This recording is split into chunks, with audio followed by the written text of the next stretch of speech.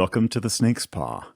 I'm Andrew Farrier, and this week we have a story for you called Ride or Die. Welcome, sisters. Her whisper fills the dim, silent room. She looks like the rest of us around the circle. The same white cloak, the same low white hood hiding her face. But she's the one who called us here, and we await her next words. Sisters, she says again. For eons we have been locked away. The world has changed in our absence. Men have grown weak, and women have grown weaker.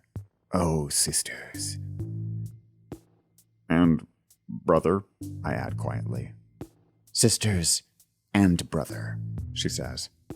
Our captivity ends tonight.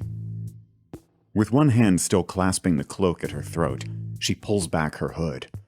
Her face is beautifully painted like a skull, white against black. Her eyes rise to us. And then she releases her fingers, letting the cloak fall to the floor, and the bloody gash across her throat takes center stage. From it, a long trail of blood runs down her neck and beneath the collar of her black lace dress. From around the circle come gasps, then cheers, and the teeth drawn on her lips pull back to make way for her real ones as she smiles. As the cheers quiet, she looks to her neighbor, who in turn pulls back her hood and drops her cloak, all in one gesture. She too has a skull-painted face, hers marred by a wound just in front of her ear. Our leader smiles, the circle offers quiet hums of approval, and I look between the two of them and grip my cloak tighter. Beside me, the next figure along the circle reveals itself. Another black dress, another skull face. Three makes a pattern. She seems unhurt, but as she looks each of us in the eye, a line of blood runs from the edge of her mouth. Her eyes land on me last, and all the other eyes with them. There's nothing for it. I release my grip on the sheet that's draped around me, and I reveal my Spider-Man costume. Happy Halloween, I try, but I can't get through it without looking at the floor. I'm not the last one. As we keep going around the circle, I see two more skeleton girls, but there's also a witch, a German barmaid, and a unicorn onesie. The last woman drops her bedsheet to reveal, well, a lot. She's in a crop top, a tutu, and cowboy boots, showing about as much skin as a night in early November will allow. After presenting herself at a few flattering angles, she gives a completely unabashed smile to Celeste, our leader, who is also smiling, but by now only with the painted teeth. Sisters, Celeste says half-heartedly, let's go take back the world.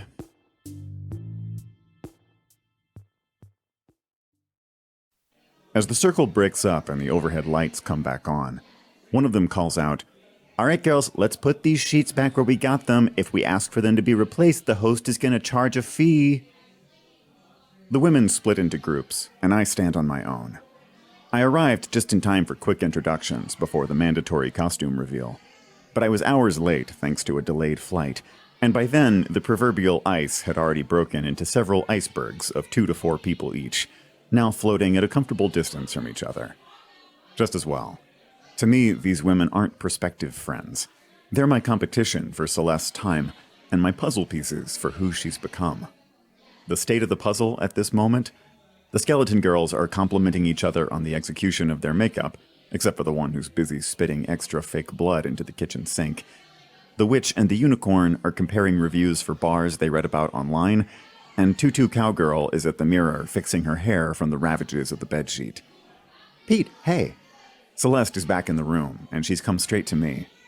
I'm glad you could make it. I give her a smile, though I'm not sure I agree. Token gay friend on a bachelorette party is a square I would happily have left empty on my bingo card. On the other hand, Celeste is my oldest friend, a title she's slowly migrated to from best friend in the years since I moved away from home. We've gotten by for a long time now on promises to catch up, promises that are earnest but never urgent, and so get steadily broken. So when she called to invite me, it felt all at once strangely intimate and kind of insulting. I asked, as discreetly as I could, if I was the only guy invited, which I was. Also in the category of red flags, I didn't know anyone else who was coming. Her fiancé Chris, from the one photo I've seen, looks kinda douchey, and I'm just not at all sure my friend is still the person I remember. And still, I said yes, because we were on the phone and there wasn't time to come up with an excuse, and because hope, in that moment, outweighed doubt by just a little, although I can't say it stayed that way in the weeks since. Yeah, sorry about the holdup. Obviously, a delayed flight wasn't my fault, but I'd spent my long layover thinking, God damn, this had better be worth it, and now an apology feels right.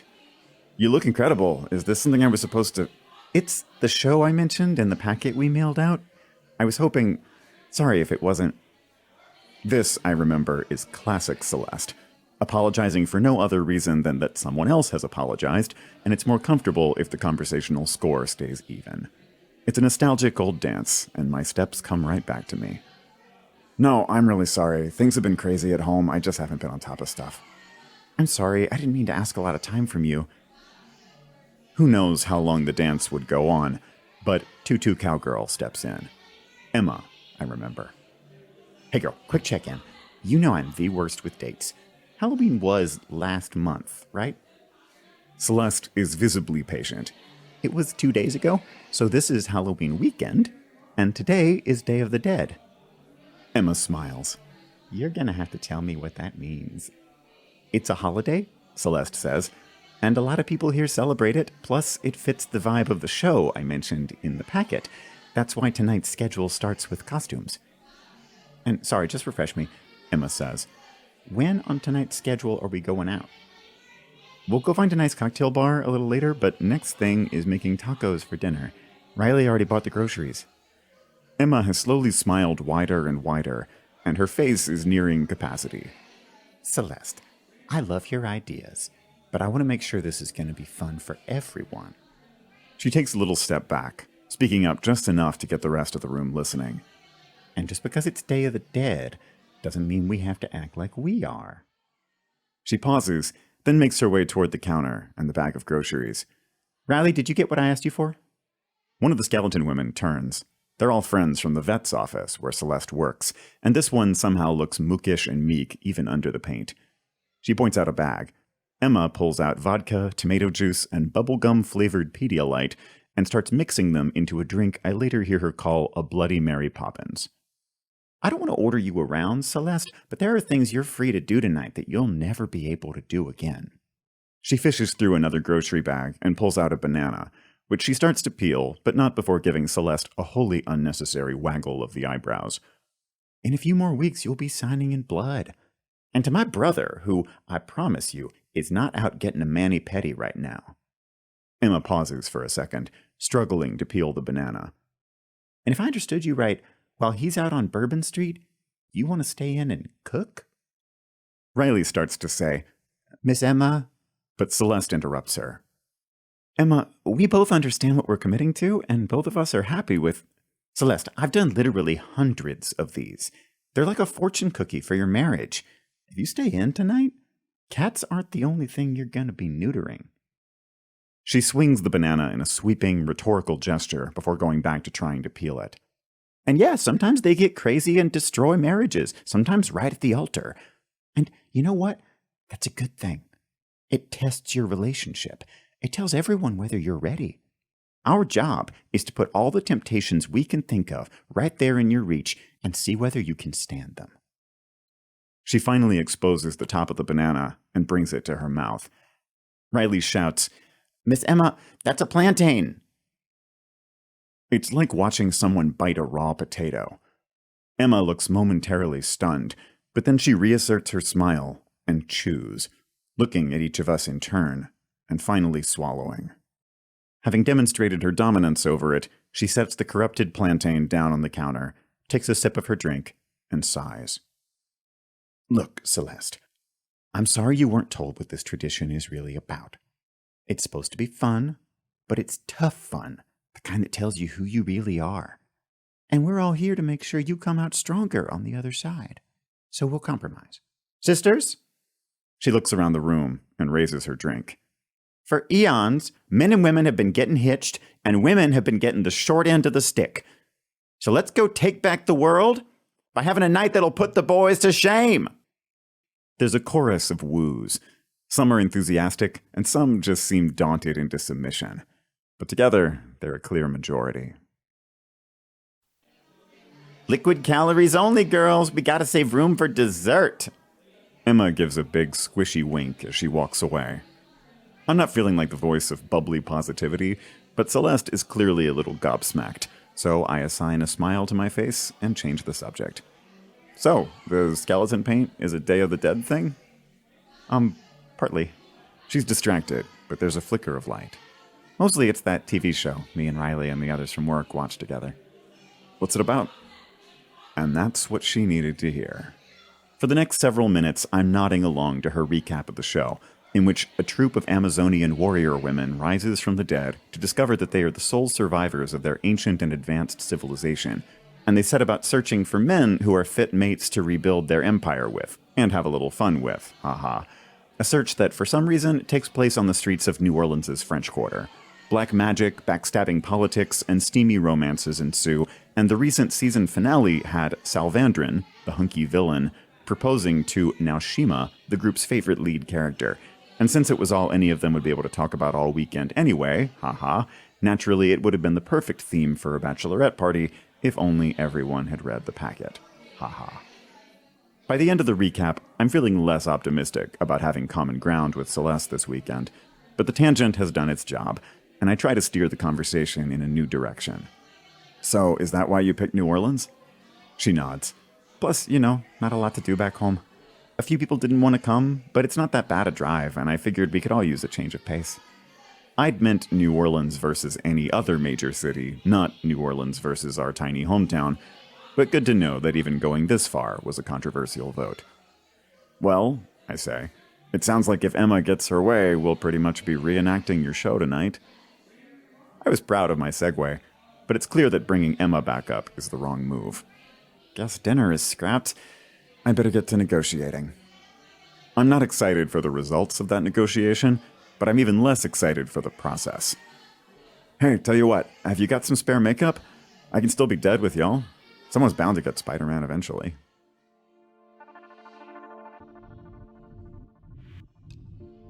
And so I'm secluded in the bathroom as the girls debate their plans.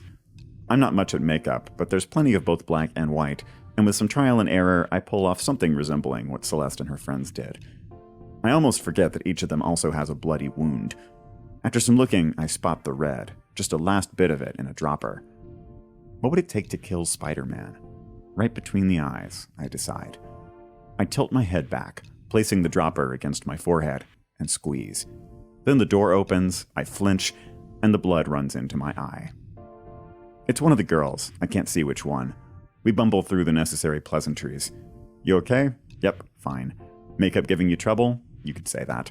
Ha, Halloween, the one day a year when boys take longer to get ready than girls. I aim at a commensurate laugh and overshoot the mark. After she leaves, I manage to look in the mirror.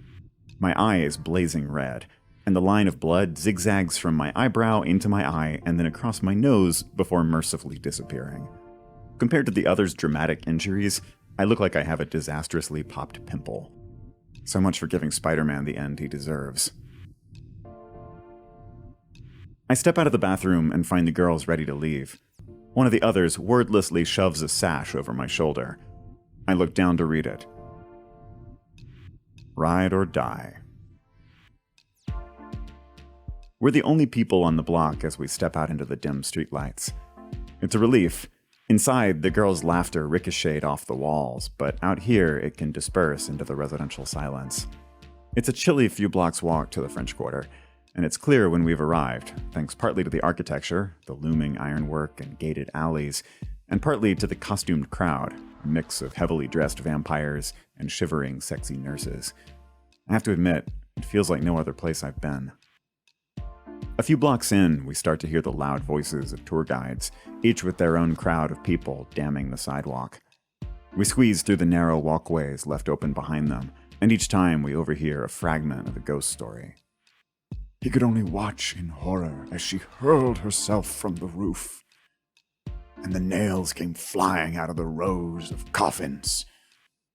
All of her joints broken and reset in reverse. I've been enough places to expect that the mystique of this place would be recruited to the cause of selling something. And it looks like the house special here is the promise of danger and immortality. One more variation on the illusion sold at every theme park and casino in the world. The idea that while you're here, you're the center of attention and wishes really do come true.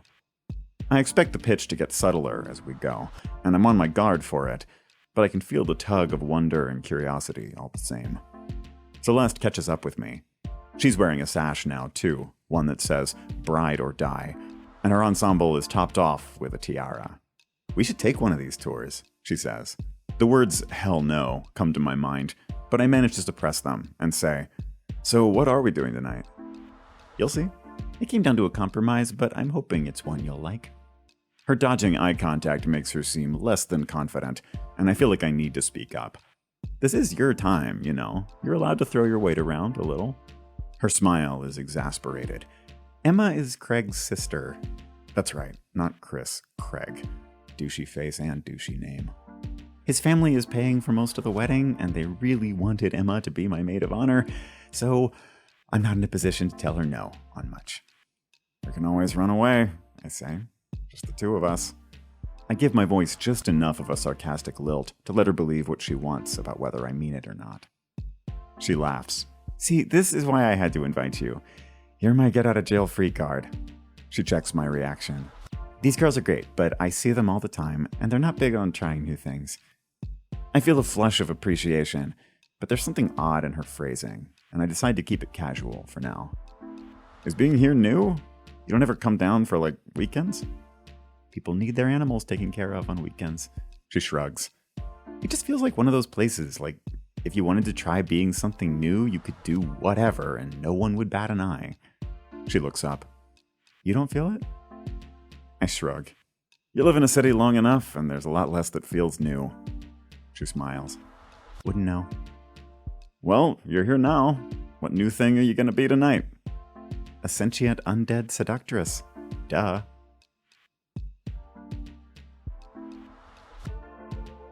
We turn a corner, running after Emma as she barges out in front of traffic, and we pass along the edge of a square dominated by a massive church, lit from below like the face of a storyteller around a campfire. Its stained glass illuminates a couple dozen sandwich boards advertising the names of tarot readers who speak up to offer their services as we pass. Beyond them is a fenced park, and standing before its locked gates, basking in all that atmosphere, a man with a stovepipe hat and a massive Sharpie black beard is bellowing, "A severed head on every spike of this fence." I ask Celeste, "So, are you a believer then?" She shrugs. Who knows? I'm ready to hear all arguments. I can't tell how serious she's being. Are you a disbeliever? Yes, definitely. So you know for sure that there's no such thing as a ghost? I mean, if there were, wouldn't these people be telling stories about the ghosts of, dinosaurs and stuff? I know I'm not being original, but on this subject, I don't feel the need to be. I don't know. Maybe you only see what you look for. Maybe the giant meteor hit so hard it even pulverized the ghosts. Also, I'm pretty sure this part of Louisiana is made from river deposits that are a few thousand years old at most, so there wouldn't have been dinosaurs here. That feels like winning on a technicality. An alley takes us along the side of the church, and then opens into a fenced garden on one side. A group is huddled along the fence, listening to their guide, a Jack Sparrow look-alike. Celeste slows down. Shall we hear the evidence? The guide is already mid-story. The night before Armand was to be married in this very church, he went out drinking with friends. One of his old rivals saw him sloppy with wine, and knowing there would never be a better chance than now, challenged Armand to a duel. His friends egged him on, and they drew swords in this very alley. Armand was gifted with a blade, and even with the wine gripping his limbs, he held his own. But his rival took a bold swing and struck Armand in the face. That dark spot on the wall, a spot that has returned through every coat of paint since that night, marks the place Armand's jawbone struck as the rival's sword knocked it clean off. But that was not the end for him. Armand lay quivering and crying, and could he have spoken, he would have begged his rival to run him through and end his pain. But instead... The guide pauses and looks right at us. Sir, madam, if you care to hear the rest, the tour is a mere $25, plus tip if you're feeling generous. There's much more to come. In a ghost story, death is never the end. Thanks. I think we can use our imaginations. I'm relieved to see the rest of the group pressing on, and I tug Celeste's sleeve to bring her along. In another block, the crowds have thickened, and the neon has overshadowed the dingy pastel paint of the old buildings. Surprise, surprise, we're on Bourbon Street. I'm resigning myself to a night of karaoke and shots until I see where the girls are headed. The street may be flashing with every color, but there is no mistaking the rainbow on that flagpole. Damn it. She's looking at me sidelong. Surprise, she says. Celeste, I can't go in there. I've got the scarlet bee on me. What does that mean? I mean, you just don't... I take a breath. There's kind of a stigma around bachelorette parties in gay bars. I'm sorry, I didn't realize. I thought we were just coming up with a good... Why? I mean, for a long time, it was because you're celebrating, marriage. And for most people in these places, that was, not an option. She nods. Okay, that makes sense. What if I take the sash off? Nowadays, it's more that straight women attract straight men, and straight men are what you're actively avoiding when you go to a place like this. She nods again. So if any guys hit on us, get them out the door. Is there anything else? Well, bachelorettes also get super trashed and act skanky with the dancers and go up on stage during the shows and order drinks that take forever to make and scream a lot. So we're okay as long as we don't do those things? You want to bet Emma isn't already in there motorboating some guy's ass? Okay, point taken, but the thing is, Emma pretty much insisted on male dancers, and I thought you'd be more comfortable if you might meet someone? When I want to meet someone, I can do it on my phone. Okay, sorry, it wasn't a good choice. Just, look, they're already in, and it's my first time going to a place like this, so let's stay for one drink, and you can make sure I don't embarrass myself. I realize we're already several compromises deep. I nod, she smiles, and we walk toward the door together. There's no line, and it's crowded inside, but not nearly what it could be. This seems like the kind of place that really gets going after midnight. But there are enough people near the entrance to give us the customary once over. I'm used to that, and I'm used to the eyes moving on more often than they linger, but I'm not used to this kind of linger, the kind that suggests I'm an intruder. I lean over to Celeste's ear and say, over the music, "Be right back, I'm gonna go find the bathroom." She gives me a look I can't read, and I'm off. As I walk, I spot Emma, leaning onto the bar, stilettos not even touching the floor, waving a 20 at a dancer atop the bar, dressed in nothing but tight, elaborate boxer briefs covered in evocative but useless straps. She beckons, he drops into a crouch, and she says something right in his ear, tucking the 20 into one of the apparently not useless straps and pointing down the bar, right at the stool where Celeste is settling in. Well, she won't be alone. I spend a few minutes making the circuit of the downstairs, which has 2 bar areas on either side of a recessed dance floor. I'm doing my best to focus on things like that, the geography of the place, and avoid looking at people, but I can't help noticing that we aren't the only bachelorette party at the bar. We aren't even the only bachelorette party at the bar with this costume theme. Celeste was right that their TV show is having a moment. There are women everywhere trying to combine sexy outfits and mortal injuries with various degrees of success, most of them also featuring some kind of bachelorette gear clearly made to be matchy, but strangely missing their matches. I see a tank top that says Bomb Squad, but no corresponding bride labeled the bomb. Coming back around toward the entrance, I spot Celeste waving at me. As she sees she's caught my eye, she smiles and sits a little taller, and the tiara in her hair plays disco ball, sending motes around her with each pulse of the lights. She has the superhuman aura places like this are engineered to create. I find myself thinking how pretty my friend is, how much we must still have in common, how she's someone I'd want to be seen here with, and suddenly I'm in the illusion. As I make my way toward her, I have to pass along the edge of the dance floor, the crowd of guys all benefiting in their own way from that touch of magic and mystery. It unsteadies me, and I make myself look for something real. And then, a few steps away from me, the wall moves. There's an almost invisible door into an alley, pushed open by the shoulder of a barback loaded down with bottles to restock. They hurry across to the bar with all the mundane haste of anyone who makes their living on tips, the towel in their back pocket whipping as they dodge the fast-moving bartenders. Here's someone who lives behind the illusion. Someone who, even as visitors come and go in the thousands, is still here, making it work. I make my way to Celeste. The other girls are here and there, a couple of them hovering close by, a few more swaying in the outer reaches of the dance floor. One has crossed the dance floor to the second bar, where there's less competition for a drink. Riley and the work friends have found a drag queen and are taking selfies with her. That leaves Celeste sitting alone at the bar, with neighbors to either side.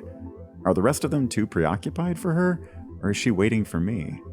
Either way, she's spent more time with me tonight than anybody. I lay a hand on her shoulder, and she turns around. "Sorry to take a while," I say. "Just getting the lay of the land." Looking for the darkest corner to hide in? But the resentment is superficial. "This place is amazing. Why haven't you taken me somewhere like this before?" I follow her eyes around the room. She's taking in details I missed. In a nearby corner, a pair of older men dressed as George and Jane Judson, with incredibly large wigs and even larger cardboard flying saucers built out from their hips. On a section of the dance floor, a small group of friends dressed in abstract geometrical costumes, each covered completely in a different animal print, dancing in an inward-facing circle and oblivious to everyone else. And across the dance floor, perched on a stool at the second bar, a massive man leaning back and surveying the room, wearing billowing black pants, a full face mask of draping black fabric, and a blood-stained lace collar over a bare chest. A costume that looks part Victorian aristocrat, part executioner, part Chippendale dancer. It makes no sense, but it has that delicate combination of unignorable and unapproachable that people love to cultivate in places like this. I look back at Celeste. Is that what the skeleton goes for when she's out of the closet? She hits me lightly on the arm. "The costumes are so good. I knew people were still going to be celebrating." She focuses her attention on me. "See, you can loosen up. No one knows who we are. It's not like you're wearing a name tag." "I don't need to. I'm the dead Spider-Man with a sash and pink eye. See any more of those?" She rolls her eyes. "The dancers are good looking." My cynicism goes from put on to sincere in an instant. Please, these guys are a bunch of straight college students making money to support their cocaine habit. Not Javier. Who the hell is Javier? She points him out, the dancer Emma was talking to before. From here, he's backlit, an appealing silhouette with bills protruding from all over his weird cargo boxer briefs. There's a swell in the music, and he does an acrobatic little drop, which the people on that side of the bar seem to enjoy. She shouts over the music. "He's a grad student in political economy." "He dances like one," I say, and she rolls her eyes again. "Anyway, they're not interested. They only pay attention as long as you pay money." "I know. Emma paid him to come dance for me." "And you chatted him up about his academic career? She's going to want a refund." "This is easy, and if we could go on like this all night, I'd be happy." My eyes focus on the space behind Celeste, which now contains two women I've never seen before. Compared to the mixed costume commitment among our group, they seem to have gone for compromise across the board. Just enough bachelorette and just enough dead to get both points across. Both chemical blondes, one with curls covering one eye and barely visible under the hair, enough reddish-black skin to suggest something awful on the hidden part of her face. The other has a crimped nimbus that might be real or a wig and might be retro or fashion-forward, I have no idea. A huge bruise peeks out from under her gold lame tube top. Both have fluorescent drinks in plastic cups. Crimp Cloud leans in close to Celeste's ear, and I can just hear her saying, "I like your costume." I can't tell if she's being sincere or sarcastic, but Celeste smiles and says, "Thanks, you too. Glad to see you made it out of the ground." Both of the women laugh for a very graceful length of time. One eye looks up at Celeste's tiara. "Oh my god, you're the bride. That's so cute." "Are you having fun?" Crimp Cloud asks. Celeste and I both blink. One eye doesn't wait for an answer. "We just wanted to give you this," she says, in a voice like she's offering to sell an illegal drug. She offers a rolled-up piece of thick paper with a red ribbon tied around it. "From our friend." She gestures discreetly with her drink across the dance floor. There, looking back at us, is the huge man with the mask and the lace collar and the bloodstain, his arms crossed, completely still apart from one hand that twists something, a feather, between two fingers. Seriously? Celeste asks. One Eye smiles. So seriously. Celeste watches their faces as if for some tell that there's a joke in progress, then looks to me like I'm in on it, or maybe thinking this is some kind of traditional gay bar initiation ritual. I try to make an expression that conveys this is the thing we talked about outside except somehow even creepier, but then something dawns on her. Oh, he's being Salvandran. It takes me a second to place this as the name of one of her TV show characters. I didn't recognize it with the mask. Yeah, says Crimp Cloud. We told him the worst part of his costume was his face. They laugh together again. Do you want to read it? Celeste takes the piece of paper, gingerly slides the ribbon off one end, and unrolls it. All I can make out is flourishes of calligraphy, but on Celeste's face, a smile fights confusion. I take the moment to give the two women what I'd like to think is an intimidatingly skeptical look, but neither of them deigns to make eye contact. Celeste, though, does look at me when she's finished. What do you think I should do? I arch my eyebrows. I think it was you who said this was cause for getting him out the door. She looks down at the note again. Yeah, but the way you described it, it sounded like guys were getting up in people's faces and being obnoxious, not writing letters. We can bring him an answer if you want. One Eye croons, offering a pen. Celeste looks at the two of them. I have to think of an in-character response. She turns around on the stool, uses the bar to write something, and hands the paper to One Eye, who reads it, gasps, and says, "Too funny," before walking off. Crimp Cloud stays. So what have you and your friends been doing? I lean over to Celeste. I'm gonna get a drink. She looks at me, and I register dismay on her face before I look away. It occurs to me that she's just as likely as I am to be keeping tally, trying to figure out whether I'm the person she remembers, and whether I'll be there if she needs me. I add, I won't be far off, and I step away along the bar, near the end, where there's a single empty stool, close enough to keep an eye out, but far enough not to have to know the details. I'm on the second stool away from the wall, and beside me, on the last stool, is a middle-aged man in a straw hat, watching Celeste and her new friends. His eyes shift to me, and I search for a comment to disentangle myself from the situation I obviously just came from. Is this hell? I ask. He breaks a little smile. Just purgatory. Then he looks down, presumably at my ride or die sash. That's not the worst gear I've ever seen. There's something flirtatious about the look down, and I don't share the interest. Instinctively, I tack towards self-deprecation. If I'd known where we were going, I wouldn't have worn a spandex bodysuit. He chuckles. Pays to advertise. Besides, he adds, the choicest steaks have a bit of marbling. Instantly, I'm annoyed and self-conscious. But I remind myself that plenty of guys in bars like this would rather fish with a net than a spear, and so they just start every conversation this way. Maybe this one will know how to take no for an answer. But I don't have time to say no before he speaks again. You trying to get a drink? It'd help.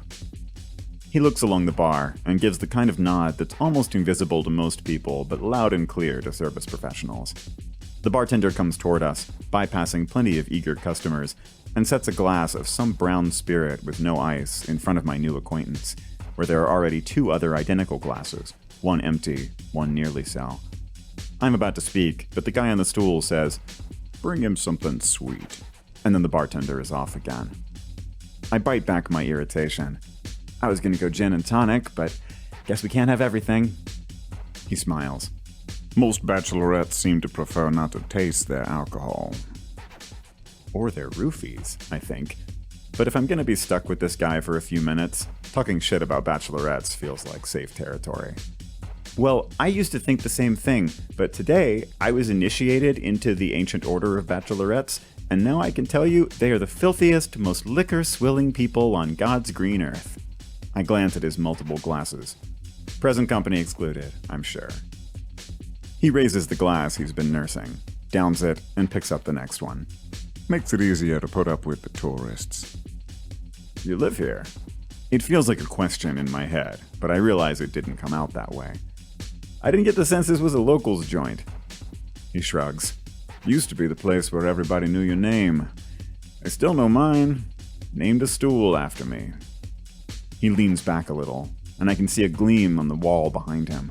There's a small plaque, catching the blue light for a second. Seriously?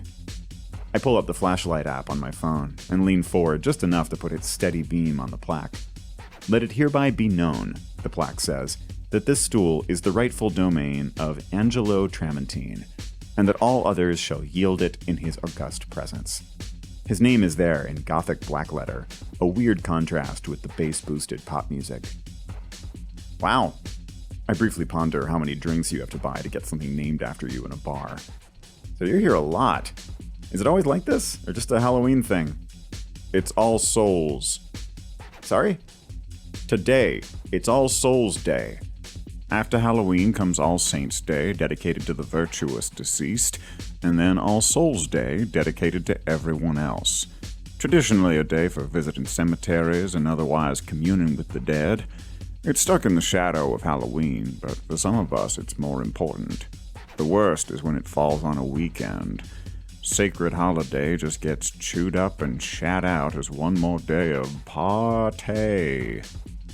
The bartender is back and sets something in front of me. Whatever it is, it's pink and has a cocktail umbrella. I reach for my wallet, but he's already gone. I set a $5 down on the bar. If this is going to be the kind of night that involves drinks from strangers, better to be on the bartender's good side.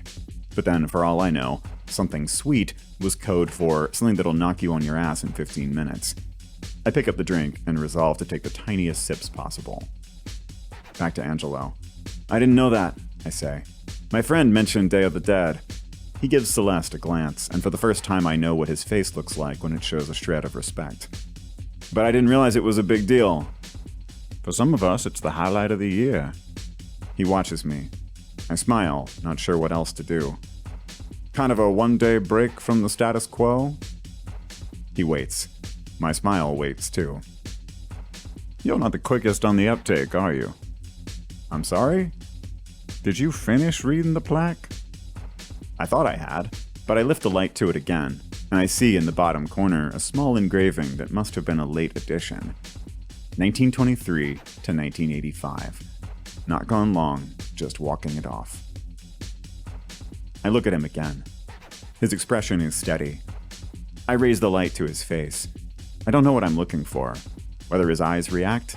They don't, and the whites are yellow. But this seems to be familiar footing for him. He lifts his straw hat. My flashlight illuminates one side of his face and leaves the rest in shadow, like a gibbous moon. On the far side, all I can see is an outline, and something about it is off. I pass my phone from one hand to the other, moving the light around him, and in the same moment he turns to offer me a clear view of the missing place on the side of his head, the light reflecting down its layers. I look away and take a long, slow breath. I'd like to say that my mind gets right down to the business of reckoning with what all this means, the fact that he looks the way he does and that he's still here and talking. I wouldn't even mind saying that my first response was to get away and buy time to figure things out. Instead, I find myself in the same headspace I always do when death comes up in conversation, flailing for something insightful and consoling to say. What I come up with is, I've seen living people who looked worse. I'll be, he says as he puts his hat back on. Aren't you sweet? With pleasantries out of the way, my mind gets around to ramifications. So, it's just today? Just today. And is it just you? No, it is not just me. My mind wants to look back the way I came, but I keep my eyes on him. He's clearly done this before, and I don't want to give him the satisfaction of seeming terrified. If you were to guess, I ask, aiming for an academic tone, how much of the room would you say is dead? He shrugs. I don't socialize. Yeah, but ballpark. Maybe half? I let myself look over at Celeste. She's talking with both of the women from earlier, and now there are two more. How about them? He peers around me. Looks that way. But They were talking with my friend about a TV show they like. Well, sure, what do you think the dead do with their time? This makes a surprising amount of sense. So, the dead get 1 day a year to walk the earth, and they spend it binging TV shows? Oh, no. No, we're here all the time. We just get 1 day to be material. The rest of the time, all we can do is watch and listen. Come the big day, folks do all kinds of things. There's a fella who spent the last 40 years planning his novel, has 1 day a year to find paper and pen and try to get down a year's worth of thoughts, and then he has to hide them somewhere so in another year he can pick up where he left off. Think he's maybe 2 chapters in by now? What do you do? Sit here, watch the others struggle, laugh, accept offerings from the bartender. His mention of the others brings me back to a previous thought. Hold on. Everybody in this building looks at least like they know it's the 21st century. Everybody? I follow where he's looking and see a woman on the dance floor doing the Macarena with absolute earnestness. I glance back at Celeste's entourage, at Crimp Cloud and her hair. Definitely not fashion forward then. Okay, but I was actually just talking about this with my friend, and I'm sure you get asked this all the time. Why don't we see the ghosts of... What, dinosaurs? Did your friend mention river deposits? Because that's the easy one. Yeah, forget dinosaurs. What about just older stuff? Like, I don't know, French people? He snorts. Most of those aristocrat pricks wouldn't have been caught dead in a place like this even when they were alive. And there's turnover. Dead people are just people. They don't like when their neighborhood changes. Things get annoying enough and they'll leave. And tourists are annoying when they're just here for a weekend. The ones who die and stay here? I have to reflect on that for a second. So, all these people around the room who look like dead bachelorettes are, in fact, dead bachelorettes, yes. Bachelorettes like you are the highest risk category there is. Because in the first place, you gotta die here, and you all are far above average at that, which, in Louisiana, is saying something. He takes a slurp of his brown spirit. But then once you're dead, something has to keep you here. Something has to keep you here? What keeps them here? He shrugs. A sense of purpose. They came here on a mission, and they were stopped from finishing it. He looks satisfied. I didn't offer him terror, but my befuddlement seems to be more to his taste. I'm talking about the party. Wait, you're telling me a goddamn bachelorette party has the, cosmic significance to determine someone's afterlife? I'm saying you're in the middle of a ceremony, and ceremonies have momentum. Once you start it, you expect it to finish, and you expect it to finish a certain way. So you hang around longer than you ever wanted to, trying to make things end right. He gulps at his drink and leans casually against the bar. Doesn't have to be that way. A few of us manage to see through it all, realize how meaningless life's little rituals are, and then we're free to do what we want. But if you make the mistake of believing in them, they can trap you, and they'll hold on even if something interrupts them partway. Something like death. Something like death. So, if I died during this trip, I would become one of these party zombies? I'm not a believer in the bachelorette tradition. I definitely find this whole thing meaningless and tedious and really embarrassing. Did you commit to it? I mean, yeah, I told her I'd be here. Do you have hopes that this trip is going to change something? I'd like to reconnect with my friend. Have you gone through any kind of ritual?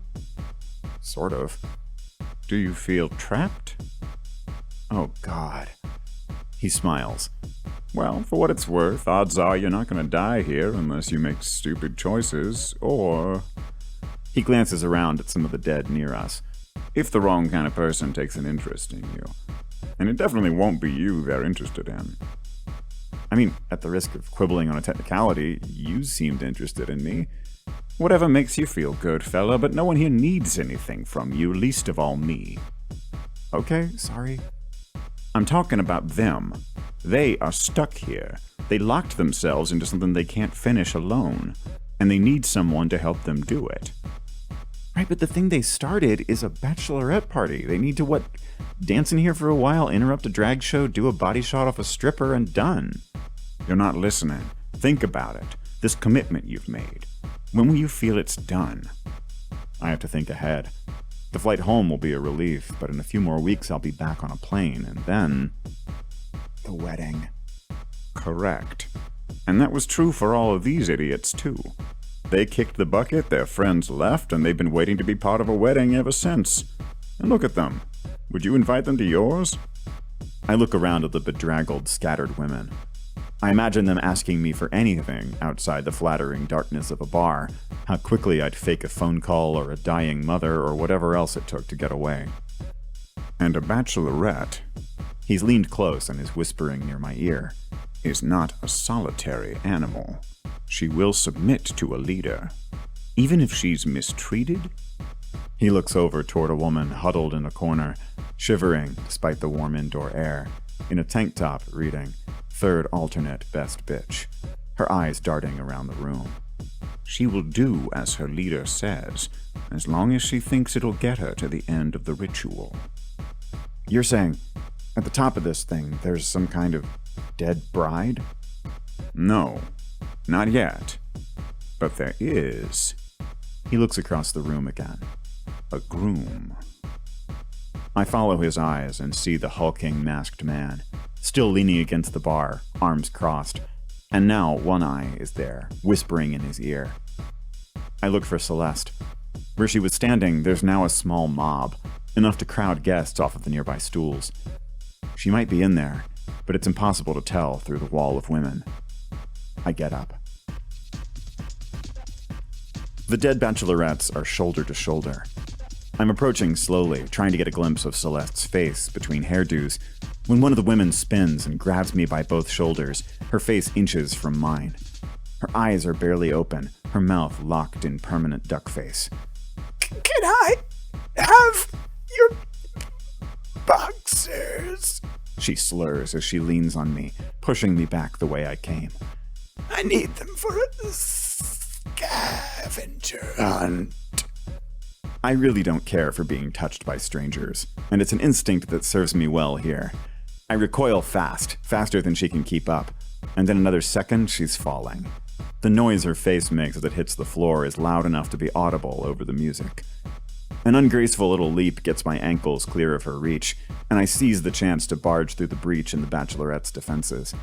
From the glimpses I get, it's clear that the women who approached us first were chosen for being able to pass relatively gracefully as alive. Those who have joined since aren't in such good shape, and the least fortunate are in the back row, where they're less conspicuous and, judging by the assault I just repelled, more useful. Celeste is there, in the center. From here, the atmosphere is completely different. All the bachelorette's attention is on her, and they're remarkably still, paused mid-laugh with their black eyes and bloodstains like a vandalized stock photo. Celeste looks perfectly calm. She only gives me a glance, her face still holding a smile that clearly wasn't put there for me, and then she looks back at the piece of paper in her hand. There's enough written there to fill much of the page, several rounds of back and forth between her and the dead groom. She writes slowly, reading aloud as she does. "I shall, sir, be the reason why your blood moves. The only question remaining is where." They all laugh, the nearest ones with perfect grace, the ones in the back like lurching animatronics. One eye accepts the paper and disappears. Celeste takes a breath, looking flush with popularity and the pleasure of holding her own in the ongoing duel of words. "So what's fun to do here?" she asks, as if I'm not there. A pale, puffy woman a row back from her says, They told us not to swim in the river, but I thought it was nice. They just want to keep all the water for themselves. "You know what's so much fun?" This woman is gesticulating with one arm while the other is missing. "Boat rides in the swamp at night." Another one wears a hat with a floppy brim that covers most of her face. We should go up on the balcony. People throw you beads if you lean way over. Armless woman sighs. "It's the other way around, Romelda?" Even under the hat, it's clear Romelda is flummoxed. Wait, what? So I wasn't even gonna get anything, and I still... "Beverages!" screams one of the women, and the rest of them jolt out a reflexive woo, obliterating whatever Romelda was about to say. There's a hustle to get a round of drinks. How can dead people drink? How do dead people even have money? Anyway, it gives me a chance to speak. "Hey, Celeste, listen, I think we should get out of here." I expect her to say that she's having fun or that her friends seem to be fine without her, which admittedly was true even before the bachelorettes blockaded her. But instead, she just says, "Why?" I lean in. These people aren't what they seem to be. I know. We're being characters from a TV show. Any resemblance to persons living or dead is entirely coincidental. I'm not talking about that. Look. I turn on my flashlight app again and lift my phone up. In a second, Celeste has pushed my hand down. Unlike Angelo, the women flinched, and at least the nearer ones did so in a plausibly human way. "What the hell? Why are you being so rude?" "Thank you." That last part takes me by surprise, but then I see it was addressed to Crimp Cloud, who's here with a shot in either hand. Crap. Drinks from strangers. I should have watched the bartender make them. As I'm thinking, Crimp Cloud twitches a little, like she was about to extend one of the two shots to Celeste, but then she looks across the room toward the dead groom. He's got the scroll unrolled in his hands, and as we look, he finishes reading and looks over at us. To me, he looks the same as ever, but Crimp Cloud seems to get some kind of signal out of it. She slowly turns her head towards Celeste, her fixed smile becoming somehow more sincere. "Oh, bitch," she says. "I think he really likes you." She offers Celeste a shot, and not, I could swear, the same one she was going to offer before. Celeste smiles and takes it. I have a memory of Celeste not liking the taste of straight liquor, at least not 10 years ago. "I got you this," I say, raising the pink cocktail in my hand. I figure a 50% chance of a roofie is better than a 75% chance of poison. "Want to trade?" The level of the liquid is lower than it should be, probably sloshed when Duck-Faced Lady grabbed me, but the umbrella is still there. I can't tell if it amuses or irritates her. The umbrella is negotiable. The bachelorettes look as opaquely enthusiastic as ever, but suddenly I feel something pointy against my lower back, enough to make me flinch. The umbrella is acceptable. She accepts the drink and hands me the shot. We tap our cups together, and I look around at the bachelorettes, careful to turn my head without moving the part of my back where the pointy thing is. To new friends. I raise the shot to my mouth, take a loud slurp, then spit it back in the cup, trying to make the process gross enough that no one will want it. Sorry, I'm allergic to tequila. Should have asked. The pointy thing makes its displeasure known, almost enough to send me stumbling forward. And then One Eye is back, scroll in hand, stroking it. "Special delivery," she sings. Celeste smiles and takes the paper. I scoot forward and briefly escape from the pointy thing, only to feel it return as I settle into place next to Celeste, who's too preoccupied to see me clench my teeth. I resist the urge to kick backwards, and I read. Under many lines of incomprehensible but definitely flirtatious inside jokes, Dead Groom has written, "Who will tie body and blood with me? Who will see me even in the dark, be near enough to hear my secret whispers?" Below it, he's drawn a line at the bottom of the page, a blank, ready for a response. "Celeste?" She looks at me. "What does this mean?" "It's part of how Salvandran asks Nashima to marry him in the season finale." I read it again, mumbling, "Salvandran doesn't seem to be mature enough to just ask for what he wants." "Oh yeah, Salvandran is the worst," she says with zest, stealing a look across the room. "So, what is he, the real guy who's here with us in this bar, what is he asking you to do? Are you two just LARPing your way through this show, or..." "That's the thing," she says. "This is where the episode ended." Her eyes go across the room again, with a look that says, "Seriously?" I can't see his response, but from her smile, I can guess it's something, maybe a little shrug, that says, "Who cares? Isn't this a fun game?" "You get to decide," Crimp Cloud says.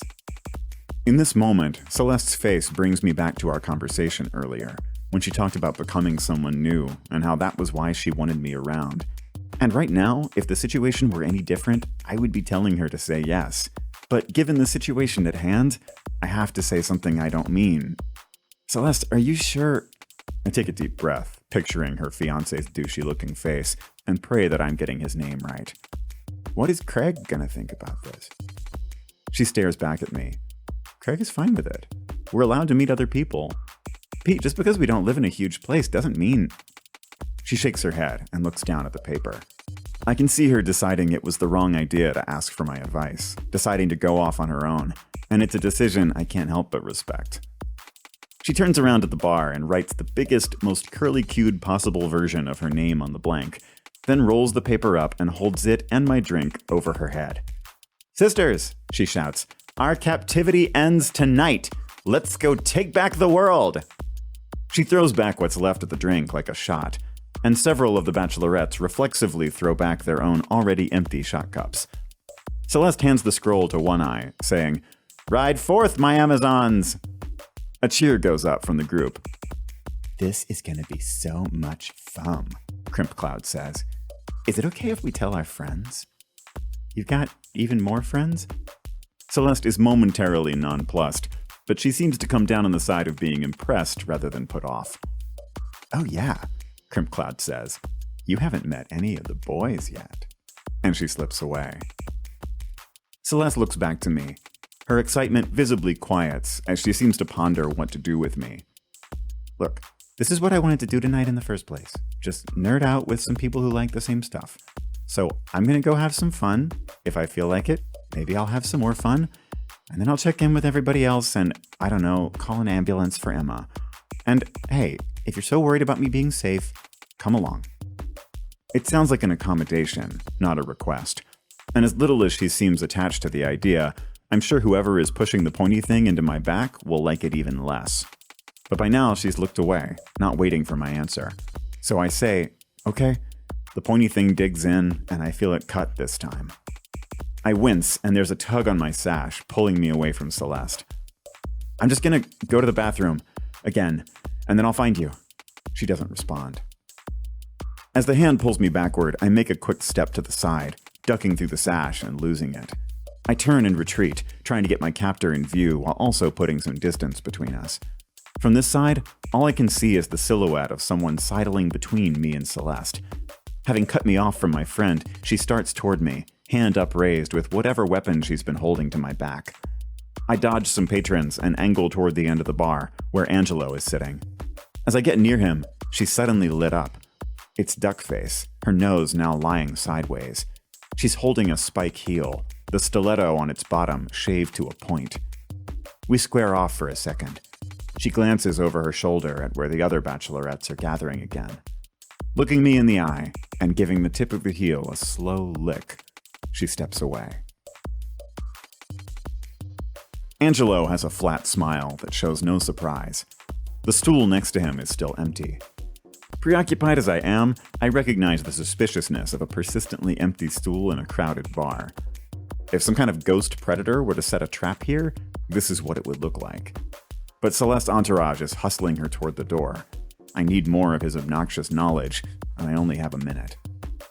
I stand next to the empty stool. "So, they need a wedding to get out of here, and they've already got a groom, so they look for brides for him. Brides can't be that hard to find. Why are they still here?" They bring him plenty, but he's old and picky. So far, he's found every one of them good for a sip, but not for a swallow. You know bachelors and their one-night stands. Speaking of sips and not swallows, I'm still holding the shot. So what, they kill the brides and he has his way with them and they join his army? No.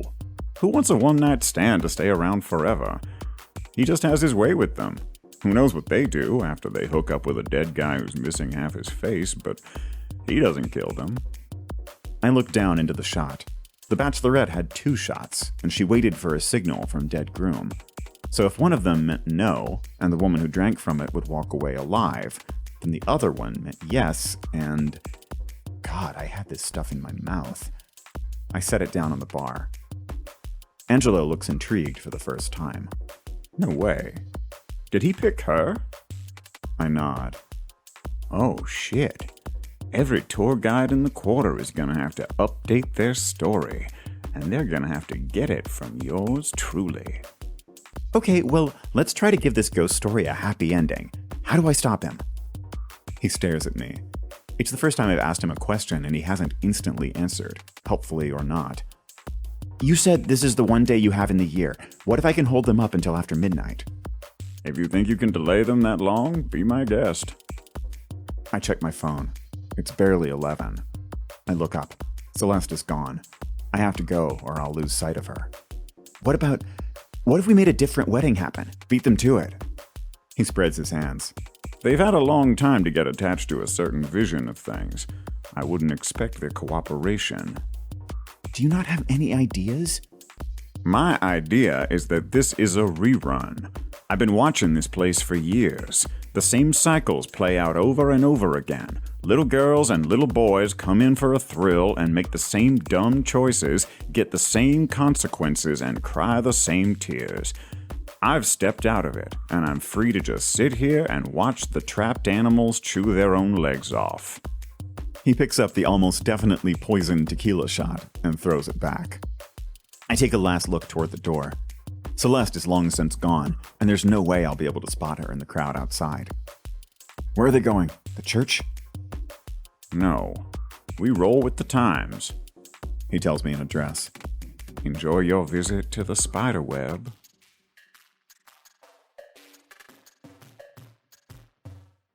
I'm almost to the door when I collide with a bro. Sunglasses on in the dark, unbuttoned suit jacket, no shirt, handful of $1 bills stapled to his chest. Not going nowhere, He slurs. staying pretty. My boy's getting hutched. I take a step back, and then there's another one at my side. Burnt out cigar between his teeth, slicked back hair all out of place, soaking wet handlebar mustache. Behind them, another one, necktie around his forehead, a few days of facial hair. They're flooding in the door, and as they stumble forward, I stumble backward, bumping into patrons and feeling the splash of their drinks soaking into me. I hear a roar behind me, a big voice with no consonants, and I turn. Dead groom has risen from his stool, and his arms are in the air, full bottles of liquor in either hand, shoulders hunched, guts clenched, neck veined, fabric mask billowing with the scream. Behind him, a bartender still holds his empty hands in the air where the bottles must have been a second before. And behind me rises the responding guffaw of the bachelors, still body slamming their way through the door, piling over each other like cologne-soaked ants. One of them is up on the bar now, faking a striptease with one strap of his tank top off his shoulder, missing front teeth on full display. Another is climbing up, slipping and slamming his head on the bar, climbing and slipping and slamming again, laughing at the top of his lungs. And between them, Javier, who has no doubt seen a lot and probably been conscripted to play makeshift bouncer more than a few times, looks worried. On the dance floor and nearby, bargoers stand frozen or are starting to retreat toward who knows where, corners or bathrooms or friends. And at the end of the bar, Angelo looks deeply intrigued. There's no way to the door. I scan the room, and behind the bar I see the barback from earlier, towel in pocket, scooping ice from a bucket into a cooler, indifferent to the spreading chaos. I remember the innocuous door I saw them come through before. I spot it, and I run. One last look at the room. Javier and two other dancers are retreating along the bar from bachelors creeping forward with arms posed for a hug. The bartenders are dodging bottles swung by bros who have decided to follow their master's lead and claim drinks for free. And the master himself is in the middle of the dance floor, bottles still in hand, arms around somebody, Emma, who is making out with him with abandon through the mask. I'm out the door. It isn't far to the address Angelo gave me. The map on my phone steers me away from Bourbon along one of the cross streets, and in half a block things are quiet and dark. I go at a steady run, and in a few gasping minutes, I'm in front of a tiny building with a neon sign in the window that reads, Wedding Chapel.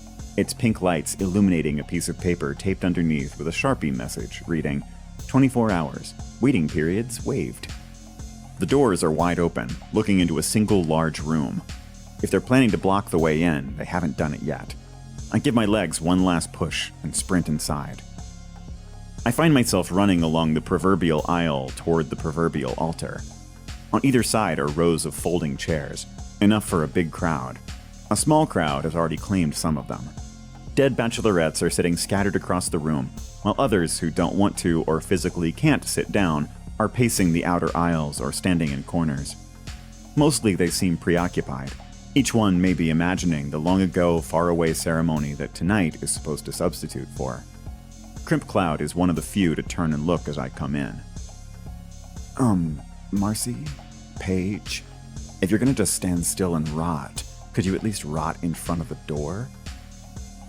I'm more than ready to stop running, but I keep moving long enough to get well clear of the two bachelorette bouncers, who stand from their seats near the door and shuffle to block it.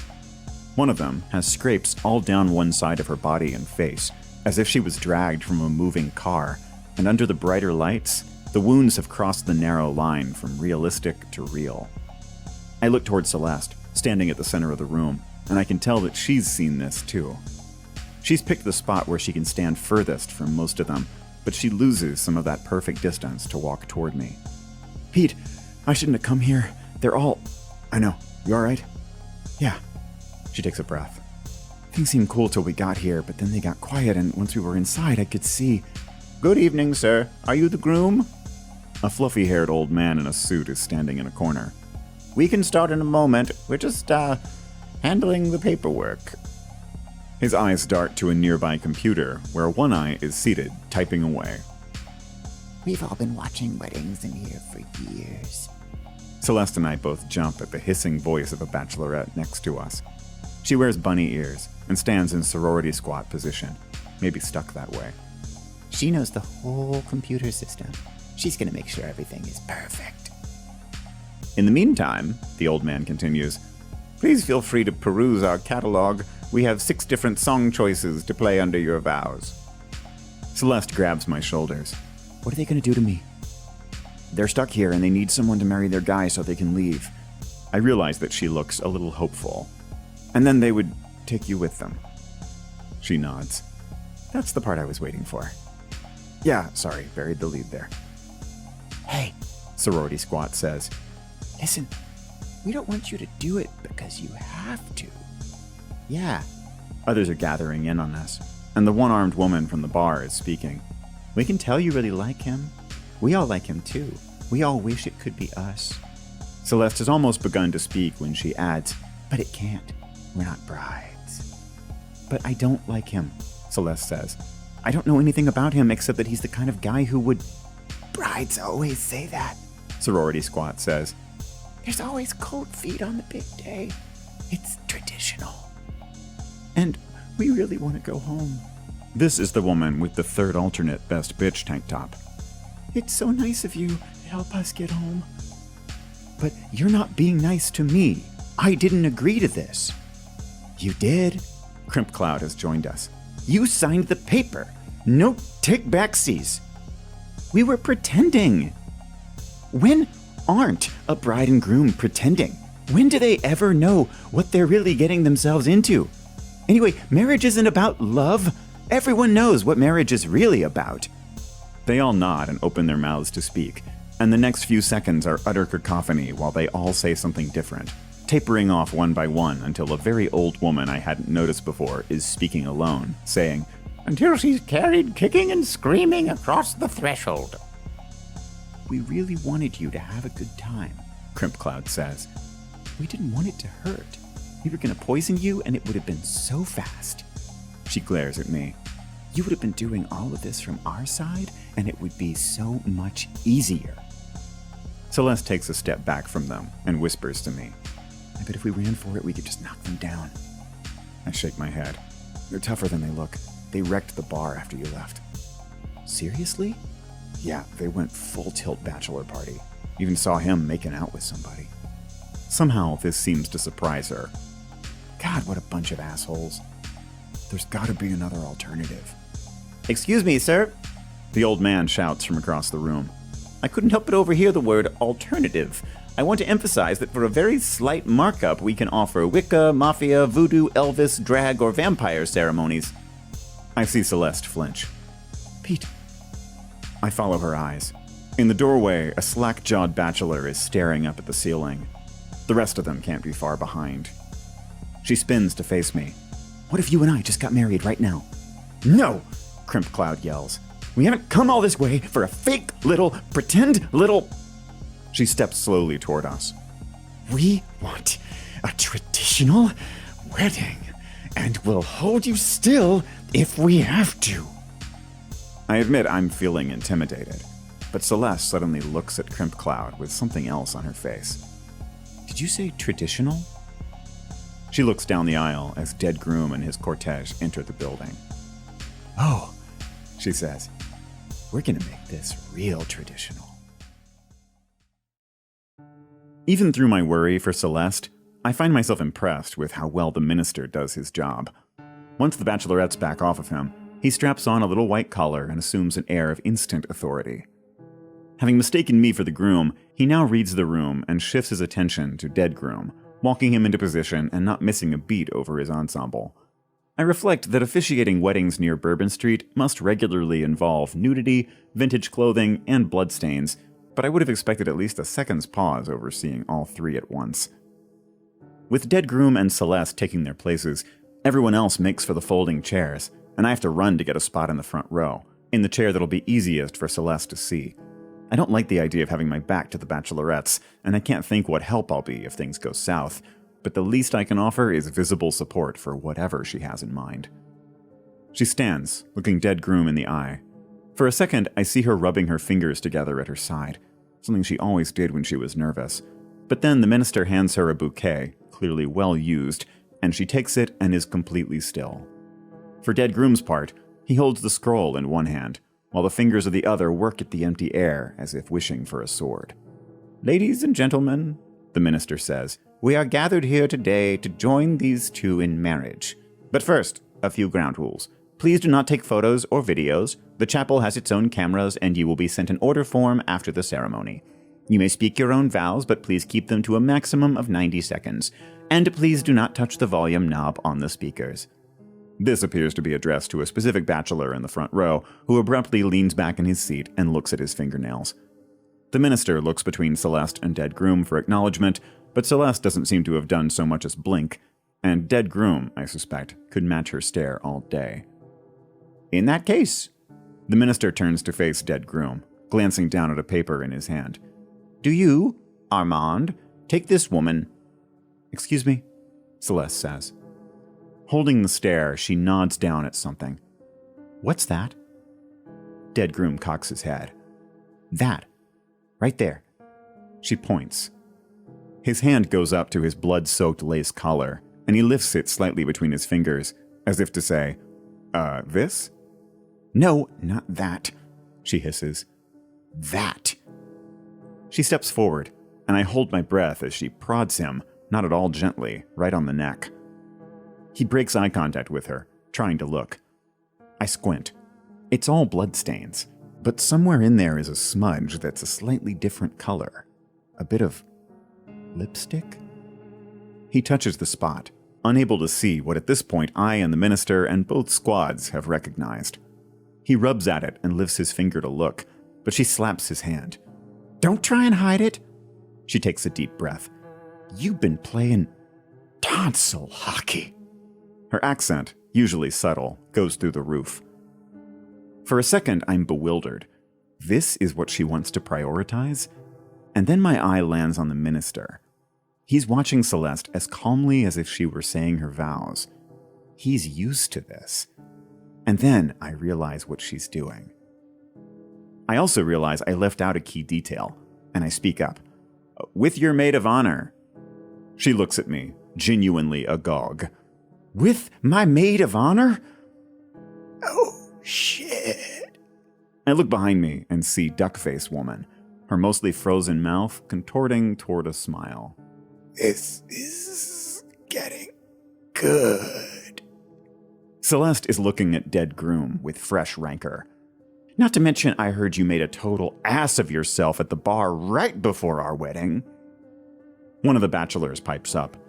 Stole 2 bottles right in front of everyone. Probably gonna get his ass arrested. I turn around. Another of them is nodding. Plus, it was 1 bottle of clear and 1 bottle of brown. Nasty. Dead Groom is looking at them, spreading his hands as if to say, "What the hell, man?" Don't try and blame them, Celeste says. Yeah, I yell. They're like a 10th your age. One Eye stands up from her seat in the front row, her namesake eyeball wide, and a tear running down her face. Stop this! You can't marry him! Because I'm in love with him! From there, it's chaos. But it's a kind of chaos that everyone clearly knows their part in. One Eye starts barging forward.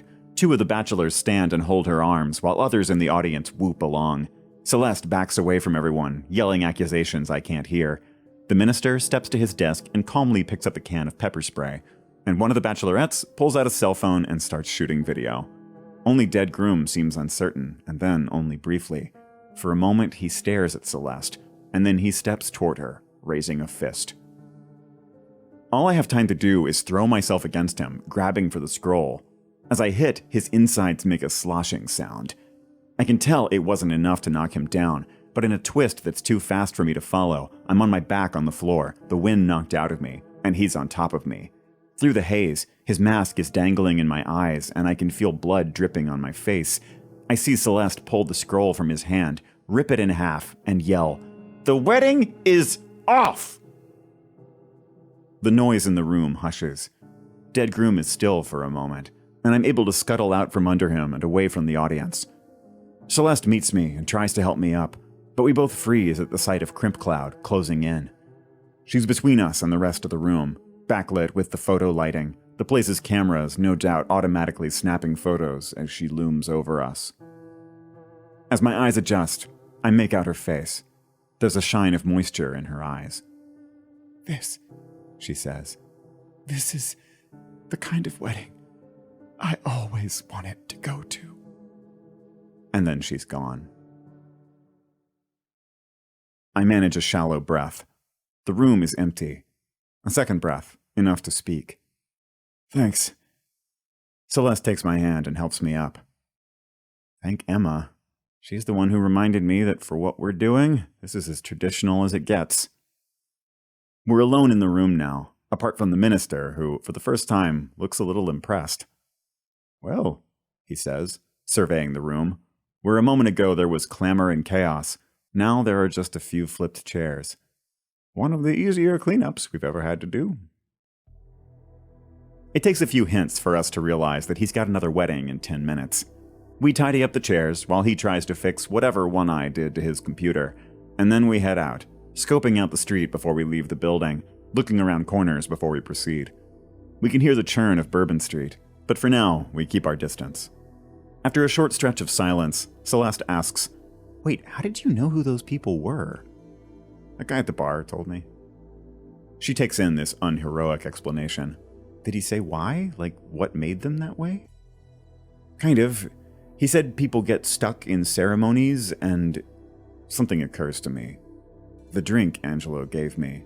She downed the whole thing. "Celeste, you feeling all right?" "Yeah. A little shaken up, a little grossed out, but fine." It had been plenty of time for anything in the drink to take effect. So no roofie. A free drink was just a free drink. Maybe an empty stool was just an empty stool. And maybe a flirty old guy with nothing to show off but his knowledge and a plaque was exactly that. I check my phone. Past midnight. He'll be gone. Celeste is peering at me. "Are you feeling all right?" "Yeah, just thought about something. Anyway, he said they all died doing something they believed in, and they needed to finish it." "What do you make of it?" "Of what?" "The theory the guy had, that ceremonies are terrible things that'll trap you if you let them." "He knew a lot of stuff. Everything he said panned out, apart from us getting out alive. Which, now that I think about it, is a pretty significant blot on Angelo's record." "And what about this ceremony? The one we're doing?" "Your bachelorette party? What about it?" "Well, from the vibe I've gotten so far, it just wouldn't surprise me if you identified with the image of a dead person lurching your way through things you don't really want to do." It's as gently stated as it could possibly be, and I take the time to let it land. I did kind of come here feeling that way, apart from the fact that you were here, which is why I came. She nods. "And now?" "Now, having participated, I've changed my mind. It isn't a corpse, it's a starved, abandoned orphan. And its best hope for survival is to be adopted by someone like you. I pause. But we can't expect people at every gay bar to know that. She laughs. I think we'll go incognito the rest of the weekend. At that, the whole night feels worth it. So, has this ruined the French Quarter for you? Oh, I'll definitely be coming back. Maybe not on a weekend next time, but Tuesday and Wednesday are my usual days off. I think I'd like it here on a Tuesday. I think Craig might, too. She looks at me. You keep looking away whenever I mention him. I keep my eyes straight ahead. I have no grounds whatsoever for having formed an opinion of him. Well, that's very wise. He saw a photo of you and said you looked like the kind of smart, cosmopolitan person our town could stand to have visiting more often. He did not. No one back home says cosmopolitan. Till I moved away, I thought it meant you were from space. She chuckles. We've been meandering, keeping on the edges of the light and the crowds, but now we slow down together as we approach an intersection. Seriously, she says, I told him a ton of stories about you. I think he's a little intimidated. Should we go find him and make introductions so I can disappoint him as soon as possible? She smiles. Yeah. I'd rather he get to know the real thing.